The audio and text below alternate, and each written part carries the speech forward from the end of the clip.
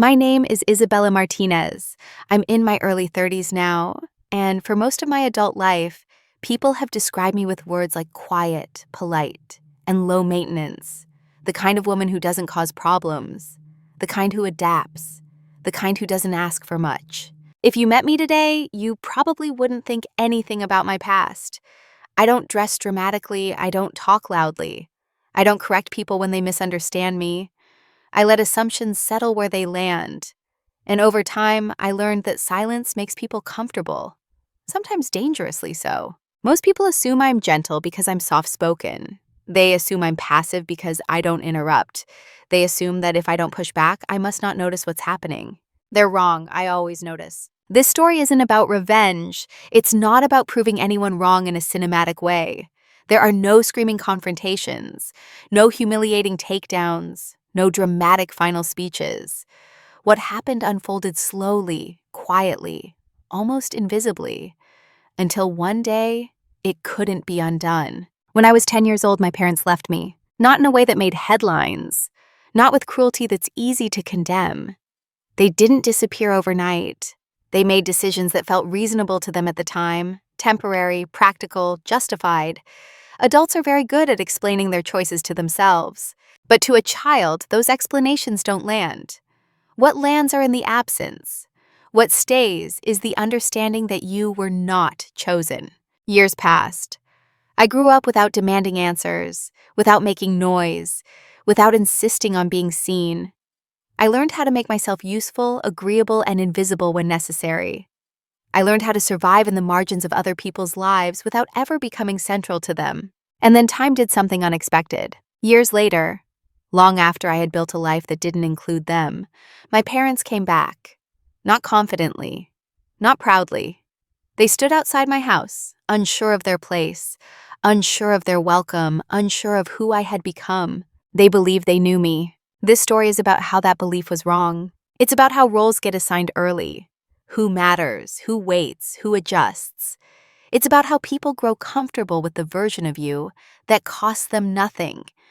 And it's about what happens when the quiet one stops playing the role that was written for her. I'm telling this story not to ask for sympathy and not to pass judgment. I'm telling it because some changes don't announce themselves. They simply arrive. And by the time others notice, every door they assumed was open has already closed. Have you ever looked back and realized that someone underestimated you for so long? They never saw the moment you outgrew them? To my parents, I was never a problem. I want to be very clear about that, because it matters. I wasn't loud. I didn't break things. I didn't get into trouble at school or demand attention in ways that forced decisions. I was the kind of child adults describe with relief. She's easy. She understands. She'll be fine. That was the role I played long before I understood it was a role. When I was 10, the conversations happened around me, not with me.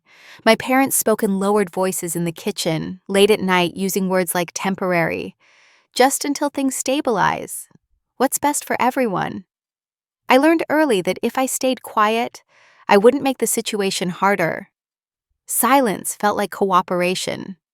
Cooperation felt like love. They didn't frame it as leaving me. They framed it as placing me somewhere safe, with relatives who were willing, with people who said yes quickly, because saying no would have been uncomfortable. Everyone agreed it was sensible. Everyone agreed I was adaptable. No one asked what it felt like to watch your parents pack parts of their lives into suitcases while telling you not to worry. I remember standing in a doorway, holding a backpack that suddenly contained everything important about me. Clothes, a book I liked, a small object I wasn't ready to part with. My mother kissed my forehead and told me I was brave. My father promised they would visit soon. Brave is a word adults use when they need children not to fall apart. After that, I became something abstract to them. A situation that had been handled, a responsibility redistributed. When they talked about me, it was in updates, not emotions. She's doing well in school, she's adjusting, she's very mature for her age. Maturity became my currency. If I didn't complain, it meant the decision had been correct. If I didn't cry when they left after short visits, it meant I was resilient. If I smiled, it meant they could leave again without guilt. So I smiled. I learned exactly how much feeling was acceptable to show. Over time, I stopped being their daughter in any practical sense and became a background fact of their lives, something they could reference without engaging deeply, something that existed without requiring effort. When I was older, in my teens, their calls became less frequent but more performative. They asked the right questions: school, health, plans. They told me they were proud. They told me I was independent. They liked that word, independent. It absolved them. I learned not to expect consistency. Visits were promised and sometimes forgotten. Birthdays were remembered late. Achievements were acknowledged in messages that felt copied from somewhere else. None of it was cruel enough to confront. That's what made it effective. To the rest of the family, I was the one who understood, the one who didn't cause drama, the one who didn't force anyone to choose sides or feel uncomfortable.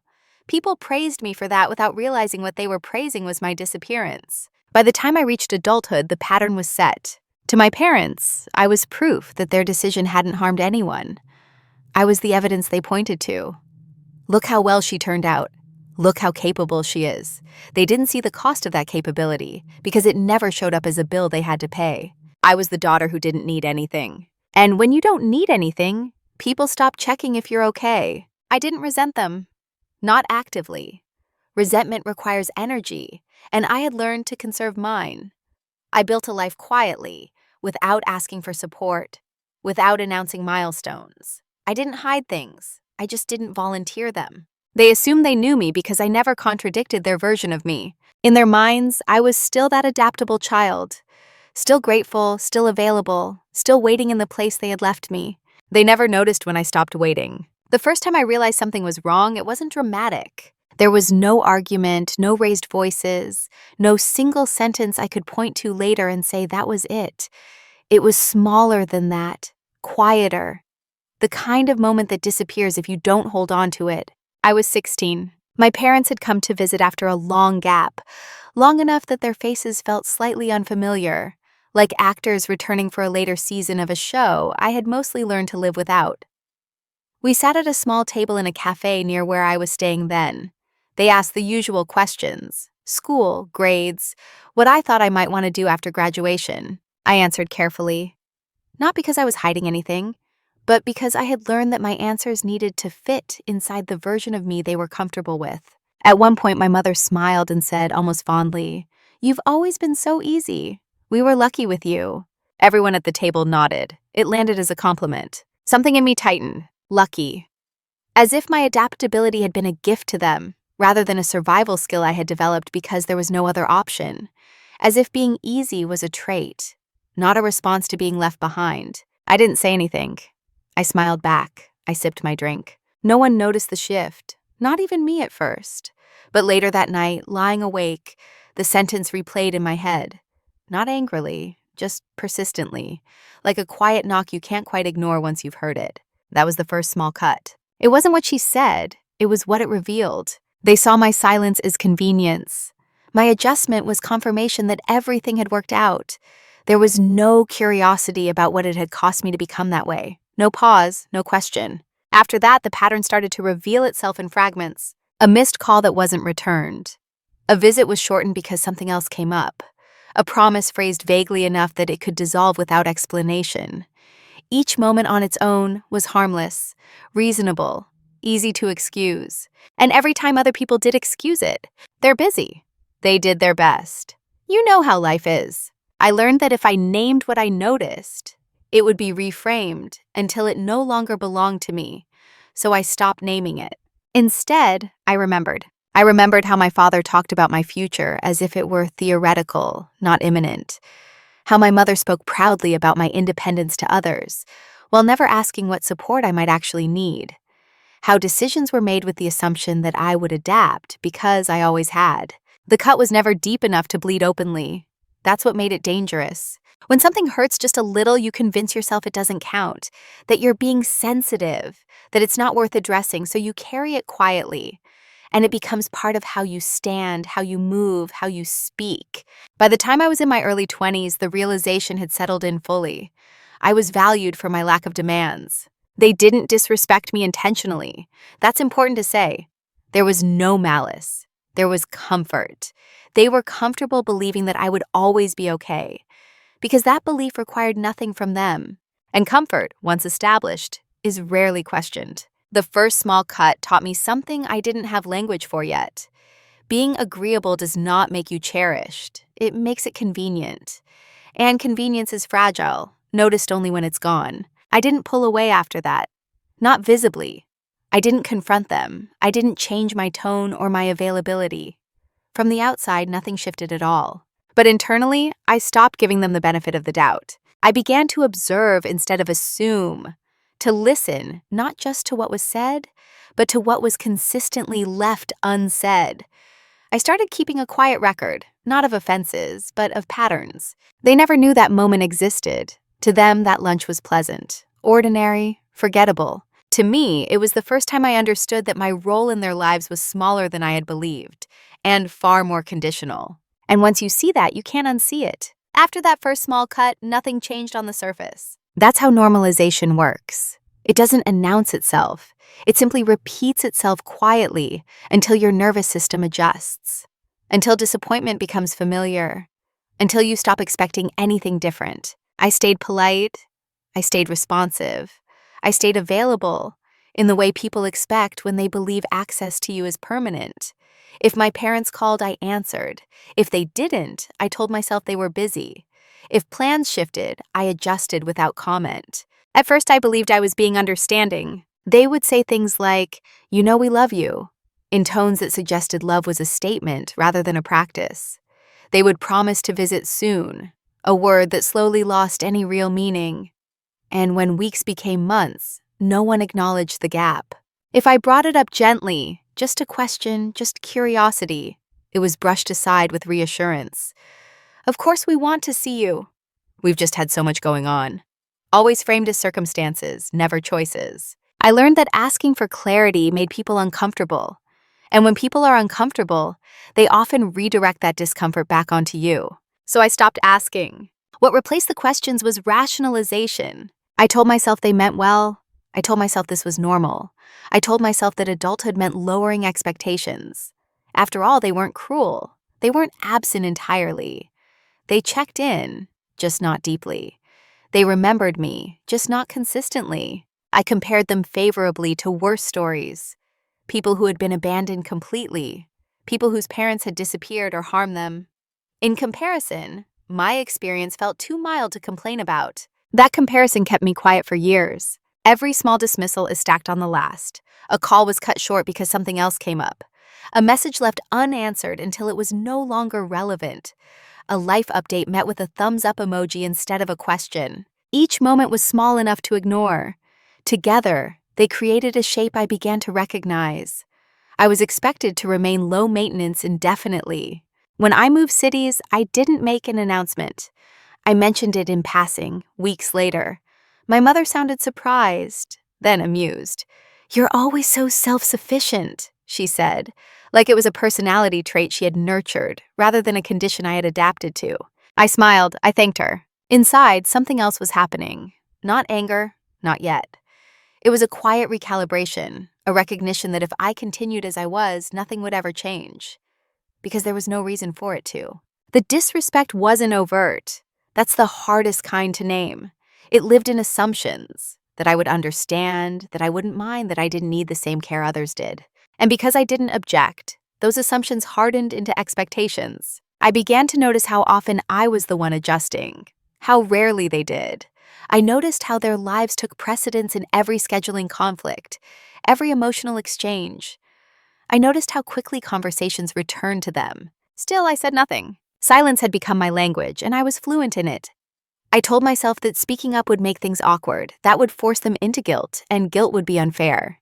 That harmony was more important than honesty. What I didn't realize then was that harmony built on erasure isn't harmony at all. It's compliance. By my late 20s, I had learned to anticipate disappointment so thoroughly that it barely registered anymore. That was the real shift. Not that they dismissed me, but that I stopped reacting. When expectations fall low enough, people believe they're meeting them. I stopped sharing details of my life unless asked directly. I stopped inviting them into my world proactively. Not as punishment, just as alignment. I gave them the same level of engagement they gave me. They didn't notice. That's what made it clear. If my withdrawal had mattered, it would have been addressed. If my presence had been essential, it would have been missed. Instead, everything continued smoothly, comfortably, just as before. And that was the moment I understood something I hadn't wanted to admit. My silence was no longer protecting the relationship, it was sustaining an illusion of one-ning. I wasn't invisible because I was unworthy, I was invisible because I made it easy. And the longer disrespect is normalized, the more shocking it feels. To others, when you finally stop absorbing it. Roles don't arrive with contracts. No one sits you down and explains what's expected of you in a family like mine. The expectations form quietly, through repetition, through what's rewarded and what's ignored, through which versions of you are welcomed and which are inconvenient. By the time I recognized the role I had been assigned, I had already been playing it for years. I was the reliable one. Not reliable in the sense of being leaned on emotionally. That kind of reliability requires reciprocity. I was reliable in a quieter way, the kind that means you won't disrupt plans, you won't need rescuing, you won't ask for explanations that make people uncomfortable. I was useful in the background. Useful because my absence didn't create emergencies. Useful because my presence didn't demand adjustment. When my parents talked about me to others, they used phrases like, "She's doing great on her own," or "She doesn't really need us." They said these things with pride, unaware of how much those words erased. The role was simple: be proof that everything turned out fine. And I fulfilled it perfectly. If they missed a milestone, I didn't remind them. If they forgot a detail about my life, I filled in the gaps without complaint. I became skilled at presenting only the parts of myself that fit the narrative they preferred: capable, calm, untroubled. Over time, I noticed that my usefulness increased in proportion to my invisibility. I was the one who could be rescheduled, the one who could wait, the one whose needs could be deferred because I handled things so well. And because I never pushed back, the role solidified. It became an unspoken agreement. They didn't worry about me, and in return, I didn't require them to. What struck me most, once I saw it clearly, was how little malice was involved. No one was intentionally diminishing me. They were simply responding to the version of me I had been conditioned to present. The problem with roles like this is that they're self-reinforcing. The more you fulfill them, the more others depend on you staying exactly where you are. I remember a moment that clarified it fully. I had mentioned almost casually that I was dealing with something difficult, nothing dramatic, just enough to suggest vulnerability. There was a pause on the line. Then my mother said lightly, "Oh, but you're always so strong. You'll figure it out."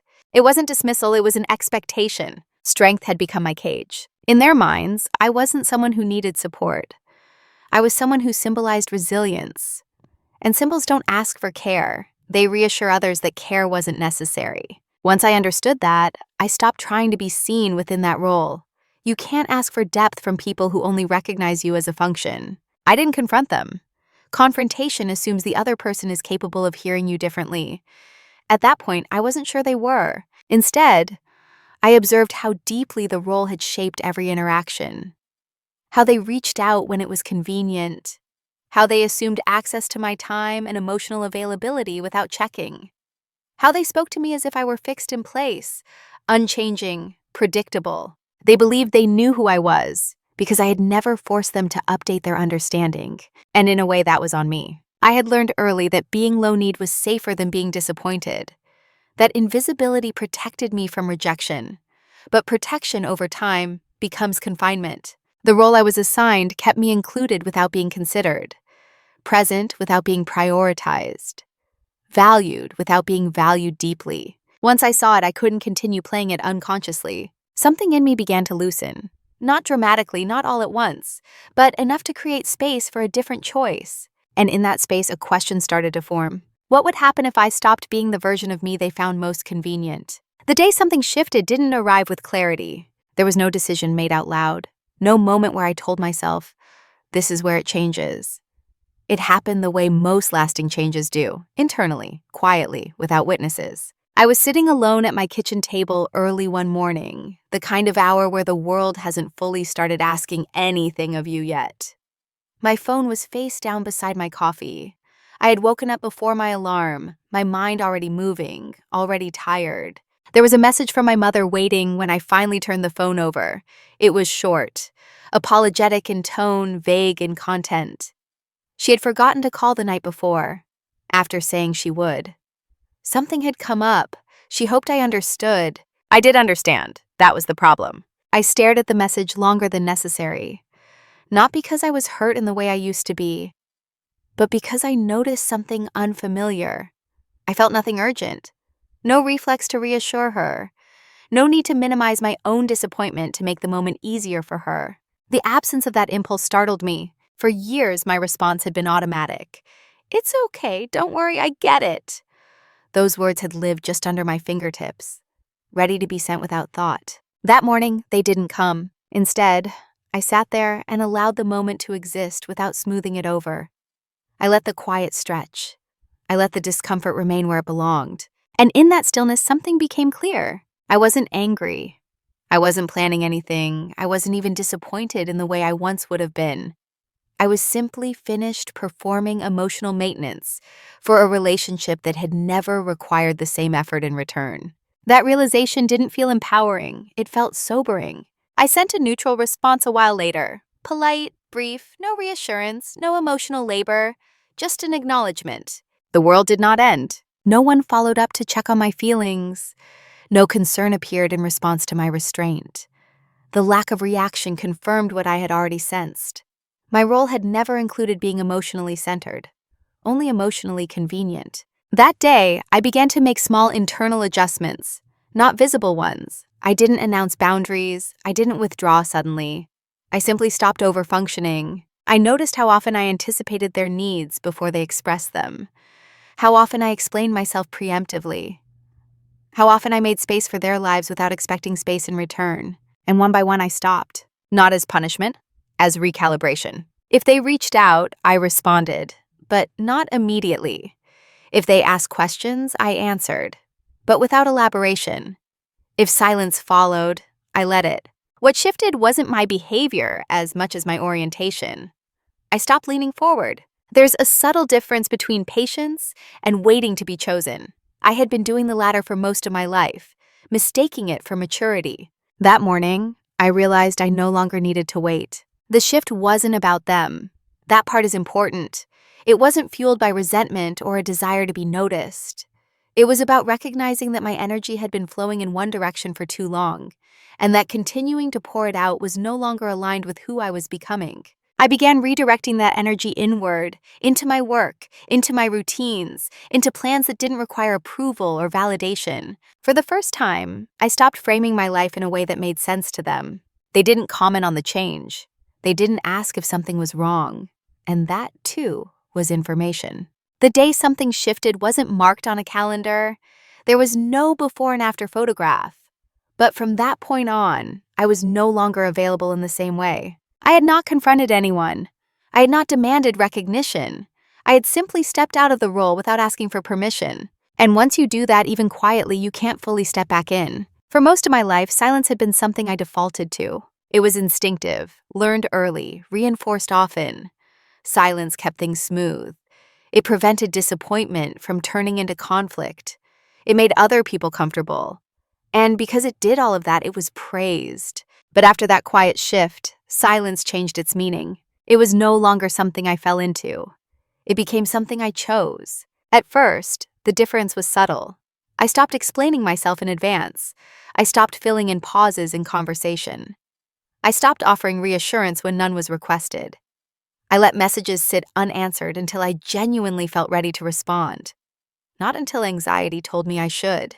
What surprised me was how little resistance there was. No one challenged the change. No one asked if I was okay. My parents, in particular, seemed to assume that my reduced presence meant I was busy or distracted, or simply continuing to be independent. They mistook my silence for continuity. That misinterpretation was revealing. It told me that my voice had never been central to the relationship. My absence didn't disrupt the rhythm because the rhythm had never been built around me. Silence, in this new form, gave me space. And in that space, I began to see how often words had been used to manage perceptions rather than convey truth. How frequently I had spoken just to maintain balance, not because there was something that needed saying. Now, when I stayed quiet, other people filled the gap. They assumed, they projected, they narrated their own versions of who I was and what I was doing. And because I didn't correct them, those narratives settled. That was the moment I understood something important. People believe what is most convenient for them to believe. If they believed my silence meant compliance, they relaxed. If they believed it meant strength, they felt reassured. If they believed it meant availability, they felt entitled. None of those interpretations required my participation. I started using silence as a filter, not to test anyone, but to observe. When I stopped initiating, who reached out? When I stopped accommodating, who noticed? When I stopped smoothing over moments of discomfort, who stepped forward? The answers were quiet and clear. My parents continued as before. Occasional check-ins, light updates, no curiosity about the change in tone or timing, no adjustment on their end. They assumed I would still be there when needed, because I always had been. They mistook consistency for permanence. In their eyes, my silence was not a boundary. It was background noise, something familiar enough to ignore. And in that misunderstanding, I found clarity. Silence gave me leverage, not over them, but over myself. It allowed me to redirect my attention without confrontation, to disengage emotionally without making an announcement, to stop auditioning for understanding from people who had never truly listened. I didn't withdraw completely. That would have been too noticeable. Instead, I became precise. I responded when it aligned with me. I shared what felt necessary, not what felt expected. I allowed conversations to end without rescuing them from awkwardness. And slowly, the dynamic shifted. Not because anyone changed their behavior, but because I stopped compensating for it. From the outside, I likely appeared the same. Calm, polite, self-contained. If anything, my parents probably felt relieved. I wasn't demanding, I wasn't emotional, I wasn't asking questions that required reflection. They read my silence as strength. They had no idea it was a strategy. Not a strategy to hurt them, a strategy to protect myself. There's a quiet power in letting people believe what they want, especially when their beliefs are based on outdated versions of you. Silence gives those versions space to remain unchallenged, while you move elsewhere entirely. By choosing silence, I reclaimed something I had never fully owned before: my energy. And once your energy stops flowing outward automatically, you begin to see just how much of it had been taken for granted. What they never noticed wasn't a single event. It was a process. While my silence looked like stillness from the outside, internally, things were moving, slowly, deliberately, without urgency. I wasn't hiding anything. I simply wasn't announcing it. And because no one was looking closely, nothing registered as different. I began paying attention to patterns I had once dismissed as background noise, not just in my family, but everywhere. How people spoke when they assumed agreement, how responsibility shifted toward whoever resisted it least, how silence was interpreted not as absence, but as consent. I started documenting, not in a dramatic way. No journals filled with anger, no lists of grievances, just notes, dates, promises made casually, commitments postponed, messages unanswered, patterns repeated. It wasn't about building a case against anyone. It was about grounding myself in reality. For years, I had been told, directly and indirectly, that things weren't as significant as they felt, that I was overthinking, that life was busy, those circumstances were complicated. Documentation cut through that fog. When you see the same behavior repeat across months and years, it stops being situational. It becomes structural. At the same time, I invested quietly in myself. I deepened my work, took on projects that required patience and foresight rather than visibility.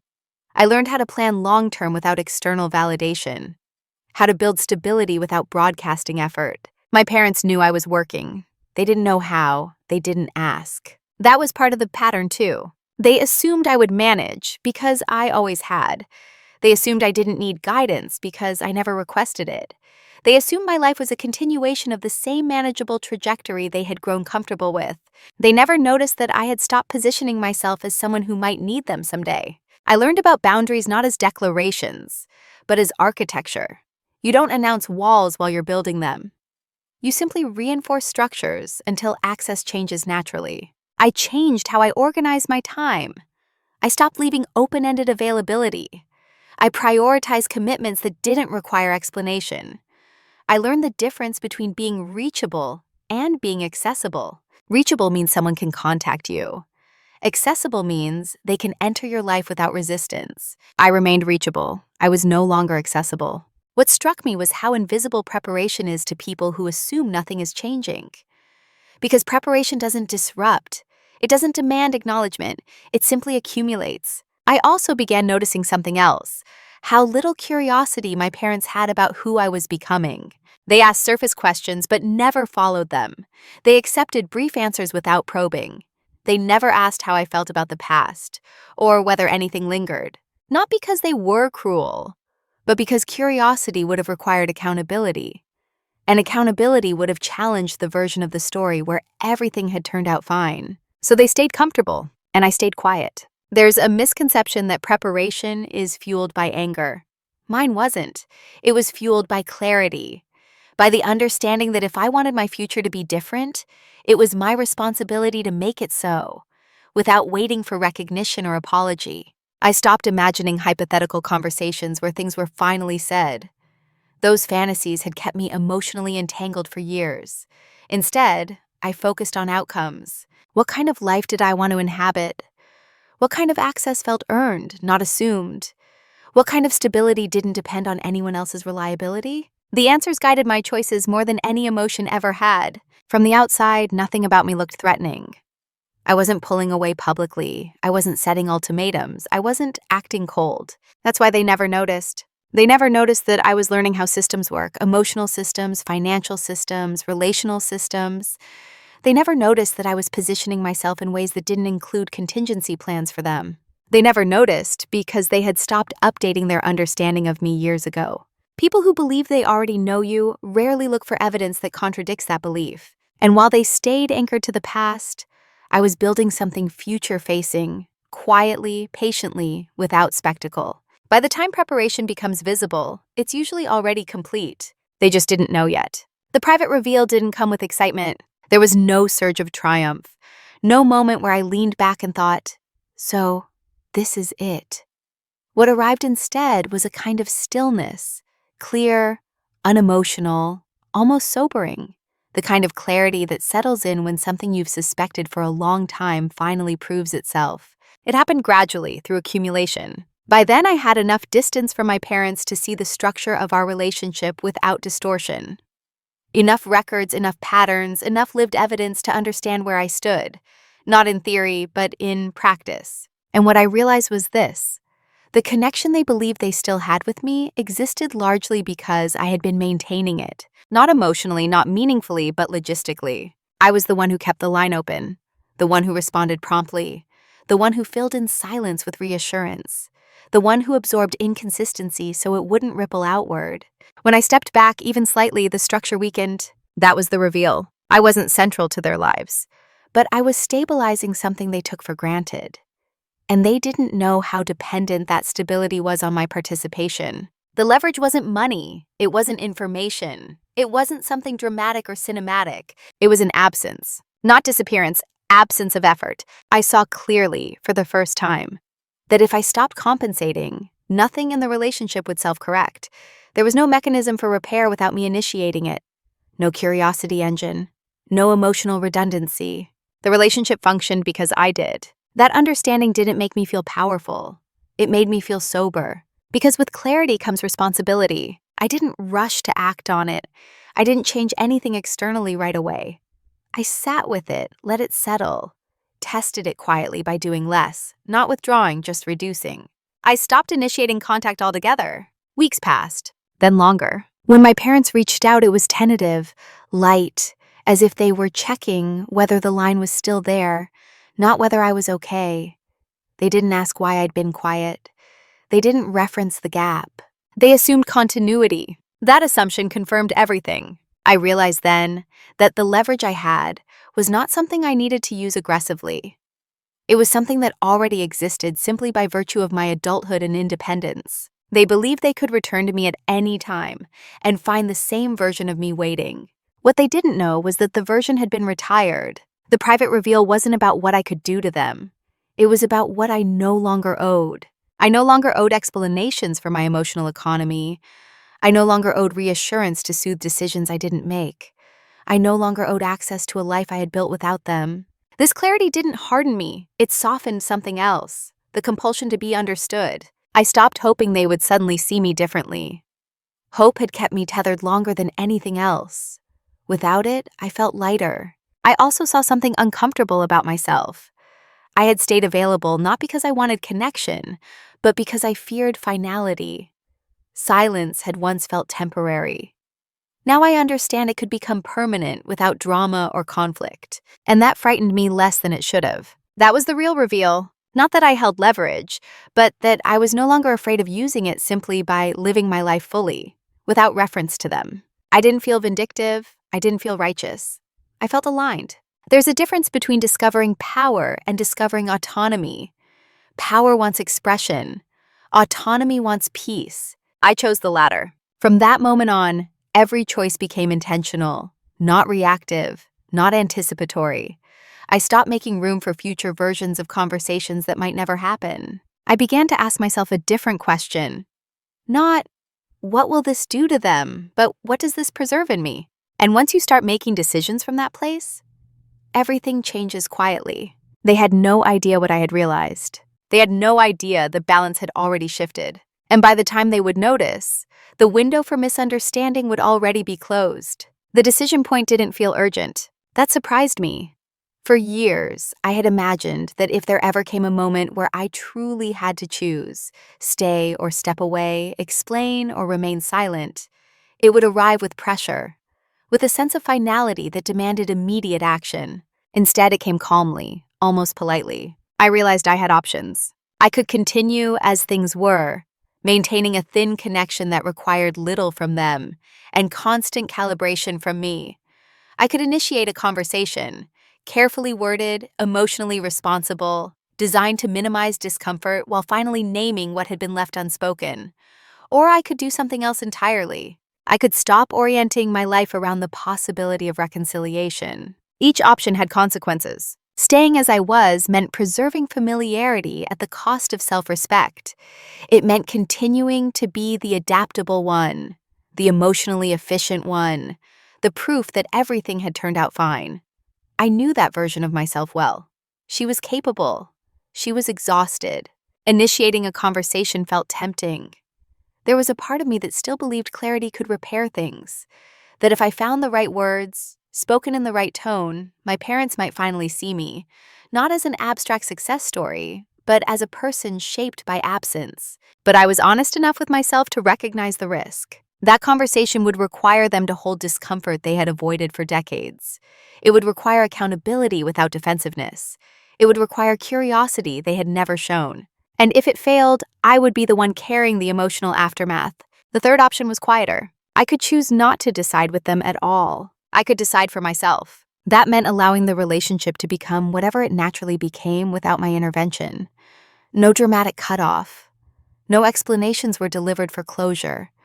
Just a steady alignment with my own life, my own priorities, my own boundaries, whether or not they understood them. This option felt irreversible in a different way. Not because it was final, but because it removed me from the center of the maintenance loop. Once I stopped managing the connection, I couldn't unsee how much of it had depended on me doing so. There was grief in that realization. Not loud grief, quiet grief. The kind that acknowledges something was never what you hoped it was, and releases the hope rather than the people. I gave myself time, weeks, months. I let the idea sit without forcing a conclusion. During that time, my parents continued exactly as before. Occasional messages, casual updates. No acknowledgement of distance. No questions that opened a deeper space. Their consistency made the decision easier. They weren't waiting for clarity. They weren't sensing tension. They were comfortable. And comfort, when built on avoidance, is not a foundation I was willing to stand on anymore. So I chose the irreversible option. I chose to stop orienting myself toward being understood by them. I didn't announce this choice. I didn't frame it as a boundary. I simply acted in alignment with it. I planned my future without factoring in their involvement. I made commitments that didn't leave room for sudden inclusion. I stopped holding emotional space for conversations that might never come. This decision didn't cut them off. It cut the tether. And once the tether was gone, I felt something unexpected. Relief without elation, peace without celebration. Irreversibility doesn't always look like a door slamming shut. Sometimes it looks like a door quietly closing on its own because no one is holding it open anymore. I understood then that the most permanent decisions are often the least dramatic. They don't demand witnesses. They don't seek validation.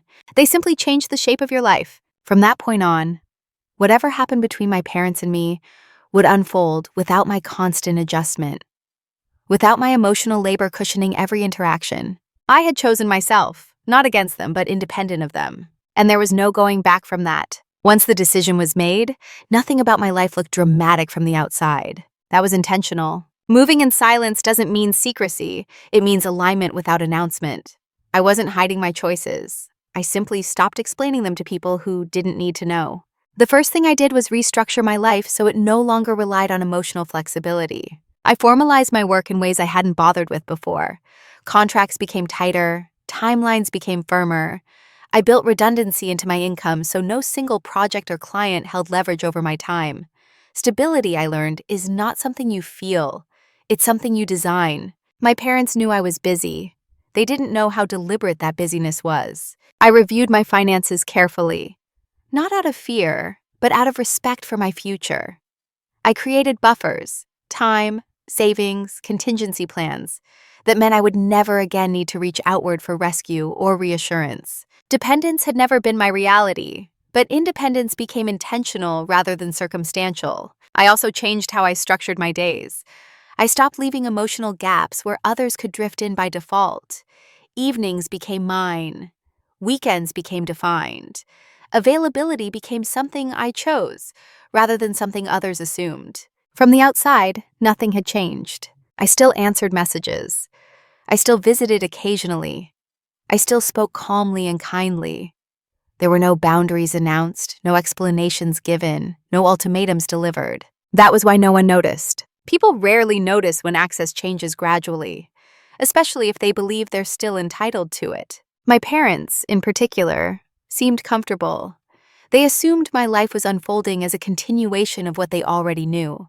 They had no reason to check more closely, because I wasn't causing friction. They didn't see that I was building a life that didn't have an open door labeled just in case. I made legal decisions too, quiet ones. I updated the documents. I clarified beneficiaries.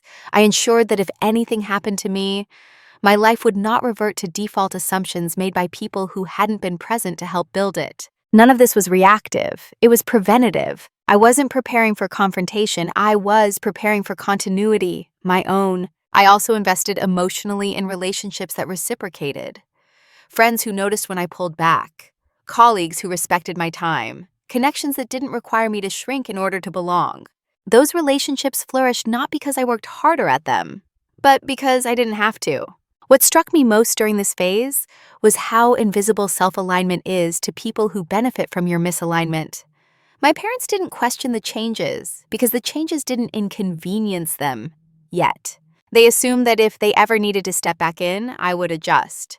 That assumption was years old, and it felt solid to them. They didn't know it was already obsolete. Moving in silence taught me that real change doesn't announce itself with declarations. It manifests through structure, through preparation, through the slow closing of doors you once left open out of habit rather than intention. I wasn't cutting anyone out. I was simply building a life that didn't require them to function. And when you do that thoroughly enough, the consequences don't arrive as punishment. They arrive as reality. But at that point, no one felt them yet. Consequences rarely arrive all at once. They begin as inconveniences, small disruptions that feel temporary, explainable, and easy to dismiss. That's how it started for my parents. Nothing dramatic enough to name. Just a growing sense that something was off. At first, it showed up in timing. Messages that once received immediate replies now sat longer. Calls were returned later, sometimes the next day. Plans that had always bent around their availability no longer did. When schedules conflicted, I didn't automatically adjust. I was polite about it, neutral, unapologetic. They noticed, but only vaguely. My mother mentioned once, lightly, "You've been so busy lately." There was no accusation in her voice, just surprise, as if busyness were new. rather than something I had finally stopped disguising. I agreed I was busy. What I didn't say was that I had always been busy. Busy managing expectations, smoothing absences, making emotional room where none had been offered. Now that energy was redirected. The next shift was subtler. They began repeating questions they had already asked and received answers to. They forgot details I had mentioned casually, but never emphasized. They seemed slightly less oriented in my life than before, though they couldn't pinpoint why. That disorientation unsettled them. It wasn't about losing me entirely. It was about losing the ease of access they had assumed was permanent. The sense that they could drop in emotionally without preparation or consequence. They didn't confront it. Instead, they tried to restore familiarity. My father started sending articles he thought I'd find interesting. My mother checked in more frequently, but the check-in stayed light, careful not to open anything too deep. They were reaching for the version of me they remembered. I didn't correct them. I responded kindly, briefly, from where I actually was, not where they expected me to be. And slowly, the imbalance they had never noticed before became uncomfortable. They felt it as distance, as formality. Due to a lack of warmth they couldn't explain without examining their own history. So they didn't explain it. They assumed I was stressed, or busy, or going through a phase, temporary interpretations that allowed them to remain unchallenged. But the consequences continued. When my parents needed something, advice, support, a listening ear, they encountered limits they weren't used to. I was present, but not expansive, available, but not absorbing. They felt the difference without understanding the cause. And that's when the discomfort deepened. People are often less troubled by loss than by ambiguity. They can grieve what they understand. What unsettles them is not knowing what has changed, or whether it can be fixed. I could sense their unease in the way conversations stretched awkwardly, in the way silences lingered longer than before. They weren't used to silence that didn't immediately fold itself around them. They were experiencing the absence of my emotional labor for the first time. Still, no one named it, because naming it would have required acknowledging that something had been missing all along, and that acknowledgement carried weight. From my side, I didn't feel vindicated. I felt steady. I had expected guilt to surface. It didn't. I had expected doubt. It barely registered. What I felt instead was alignment. My external life finally matching my internal boundaries. The consequences weren't punishment. They were exposed. Exposure of a relationship that had relied on one-sided effort. Exposure of assumptions that no longer hold. Exposure of a dynamic that could not sustain itself without my participation. And the most telling part? They still believed the solution, if there was one, would come from me, that I would eventually explain, reassure, adjust. They didn't yet realize that the version of me who did those things had already stepped aside. The consequences had begun, not loudly, not publicly, but unmistakably. And once consequences start unfolding on their own, without force or intention, they tend to move in only one direction. By the time my parents realized something was wrong, they were already behind the moment. Not because I had moved quickly, but because they had been standing still for years, assuming the ground beneath them was solid. The first sign of panic came disguised as concern. My mother called one afternoon without warning. Her voice carried an unfamiliar urgency, softened quickly by a practiced calm. She asked how I really was, then paused, as if waiting for something more than my answer. I told her I was fine. That word used to reassure her. This time it unsettled her. She began filling the silence with questions that arrived all at once. Was I overworking? Had something happened? Was there anything I wanted to talk about? It wasn't curiosity. It was an alarm. They had finally noticed the distance, but not its origin. My father followed up days later, suggesting we should all catch up properly sometime. The phrase carried weight now. It implied repair without naming damage. It assumed there was still a shared understanding we could return to. There wasn't. They were sensing loss without being able to locate it. And because they didn't know where it began, they couldn't figure out how to undo it. That confusion showed. Conversations became more careful, more frequent, but also more superficial. They hovered near the edges of something they didn't want to name. They circled the past without touching it. At one point, my mother said, "We've always trusted you to be honest with us." The statement was meant as reassurance. It landed as irony. I had always been honest, just not loud. And honesty, when ignored long enough, learns to stop offering itself freely. They were trying to fix something without acknowledging what had broken.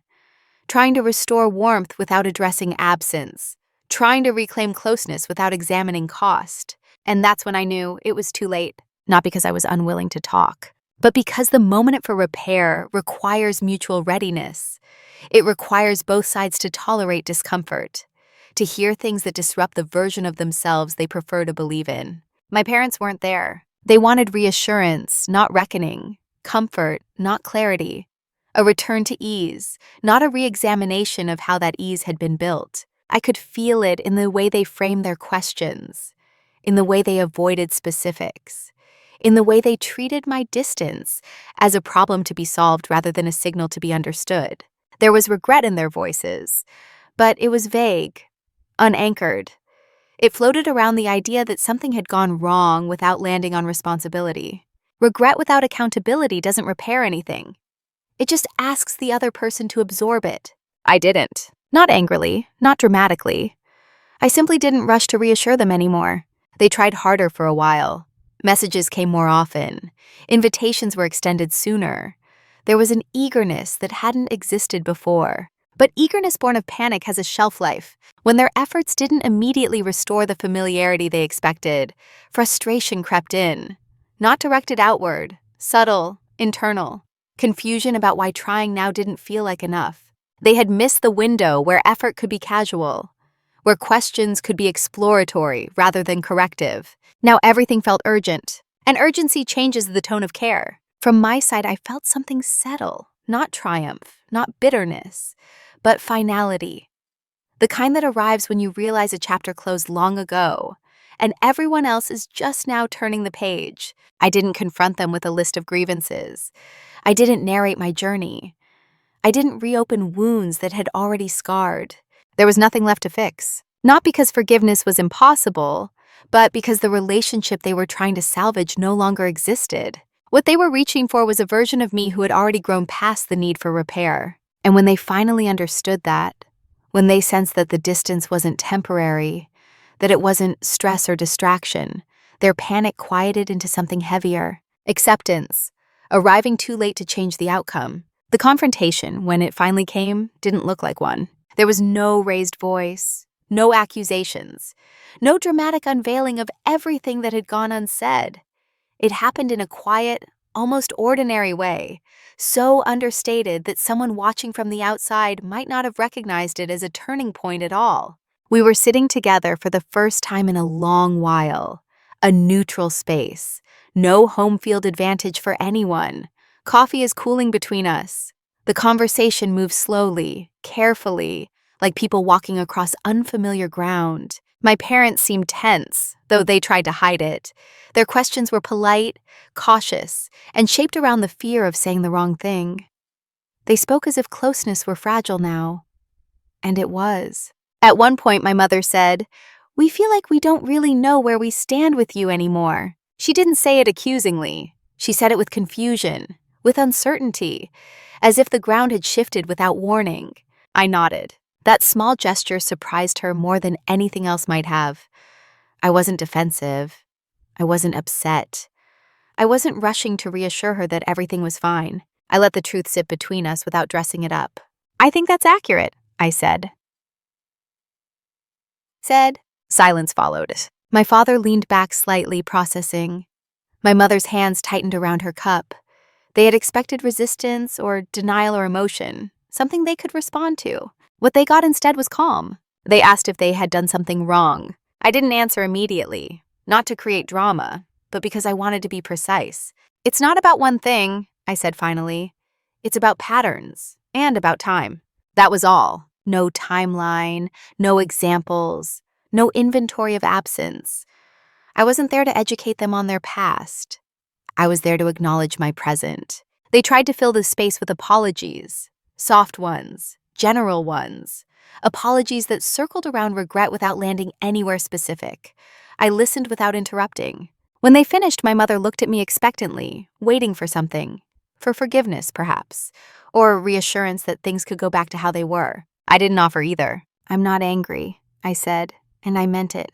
"But I've built my life in a way that works for me now. I'm not looking to undo that." The words were simple. The impact wasn't. They asked what that meant for us. I didn't give them a roadmap. It means what it already looks like, I said. I care about you, and I'm not available in the way I used to be. No ultimatums, no punishments, just clarity. That was the part they struggled with most. They wanted to know what they could do. What steps could you take? How to fix it? But fixing implies returning to a previous state. And that state was no longer accessible, not because I was withholding it, but because I had outgrown it. I'm not asking for anything, I told them. I'm just being honest about where I am. The conversation ended quietly. No resolution, no rupture. Just an understanding that something fundamental had been named and that naming it had limits. When we stood to leave, my mother hugged me longer than usual. There was fear in the gesture. Fear of losing something she didn't fully understand. I didn't pull away.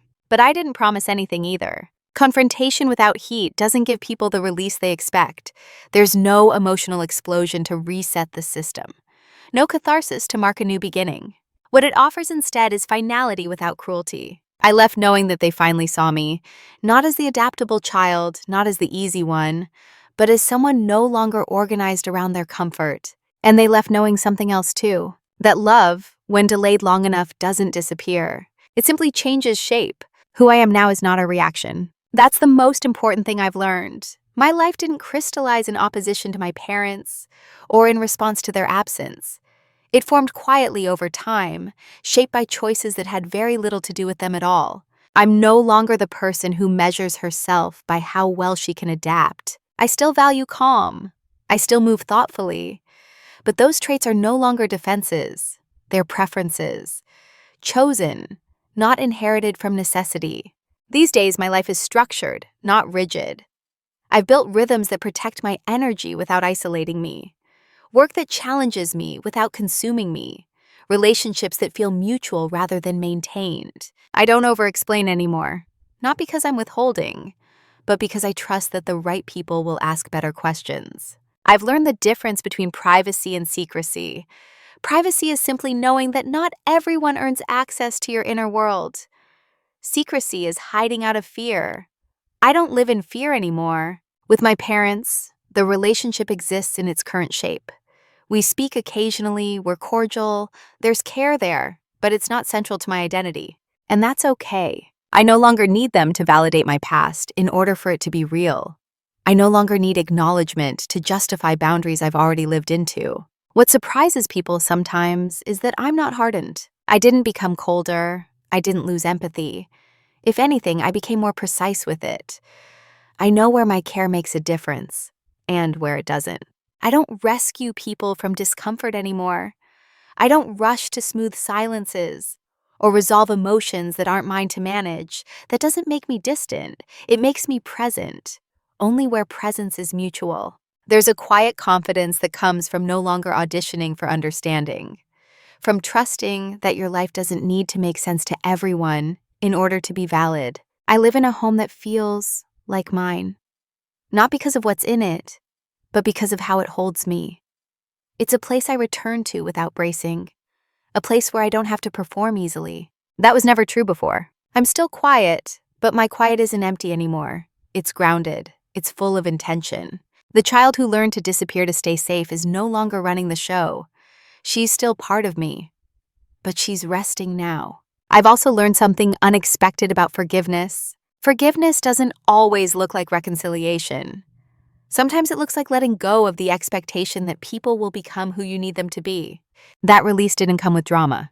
It came with acceptance. I accept that my parents did what they were capable of at the time. And I accept that what they were capable of wasn't enough. Both things can be true without bitterness. Who I am now is someone who understands that belonging is not granted by endurance. It's built through reciprocity. I don't stay where I'm merely tolerated or admired from a distance. I stay where I'm known. And perhaps most importantly, I trust myself. I trust my timing, my boundaries, my sense of when something has reached its natural conclusion. That trust is the quietest kind of dominance, because it doesn't need to be seen to be real. There's a certain myth we're taught early in life, that if we are patient enough, quiet enough, understanding enough, people will eventually meet us where we stand. This story is not a rejection of patience. It's a reckoning with what patience becomes when it's one-sided. For a long time, I believed endurance was the same as strength, that staying available, even when I wasn't prioritized, was a moral high ground. That being easy meant I was doing something right. But what I learned, slowly and without spectacle, is that endurance without reciprocity doesn't build connection. It builds invisibility. The reversal in my story didn't come from confrontation or revenge. It came from alignment. From the moment I stopped organizing my life around being understood by people who had never truly listened. Time reversed the roles, not because I forced it to, but because I stepped out of the one I had been assigned. When I was a child, I was left with the responsibility of adapting. Years later, my parents found themselves outside a life they assumed they still had access to, uncertain of their place, unsure of the rules, waiting to be invited in. Not because I shut the door in anger, but because I finally built a house that belonged to me. The hardest part of that journey wasn't letting go of them. It was letting go of the version of myself who believed she had to earn presence by being convenient. That version worked hard. She survived. She deserves compassion, not erasure. But she is no longer the one in charge. If there's a moral here, it's this. People will treat you according to the version of yourself you consistently present, and they will resist updating that version if it costs them comfort. Change doesn't always require explanation. Sometimes it requires permission from yourself to stop waiting. Quiet dominance isn't about control over others. It's about self-trust, about knowing when something no longer aligns, and having the courage to let reality unfold without interference. I don't tell this story to suggest distance is always the answer. I tell it to say that self-respect is. Sometimes relationships can be repaired, sometimes they evolve, and sometimes they reach a natural end long before anyone names it. None of those outcomes makes you cruel. They make you honest. If you've ever been labeled strong when what you really needed was support, if you've ever been praised for being low maintenance when what you were actually doing was shrinking, if you've ever felt yourself outgrow a role that once kept you safe, I want to know. At what point in your life did you realize that being quiet didn't mean being powerless? And what changed when you stopped waiting to be chosen?